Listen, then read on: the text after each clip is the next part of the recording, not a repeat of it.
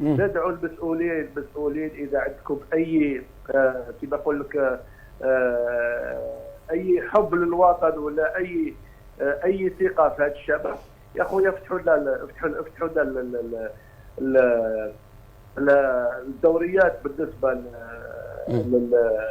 للشباب هذا اليمني، لانه صدقني اذا ما فيش بطولات الشباب هذا راح يطيح. والجيل انا حضرت الدوري تاع الشباب والاولمبي، في مواهب كثير خديت بالاولمبي 3 ولا 4 لاعبين في اخر معسكر، وبالنسبه للاولمبي خديت 8 ولا 9 لاعبين.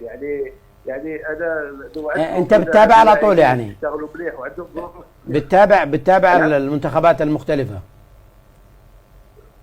لازم تتابع لانه ما عنديش دوري انا وين نجيب لاعبين. صح فيه الاخوه المدربين يقولوا لي فيه فلان لاعب موهوب في الشمال ولا في الجنوب، نجيبه انا المعسكر، بس للاسف هذا اللاعب ما عندوش ريتم تاع منافسه، الريتم تاع التدريب تاعو ضعيف. كيفاش؟ وبعدين يقول لك ليش ما خديتوش في المنتخب؟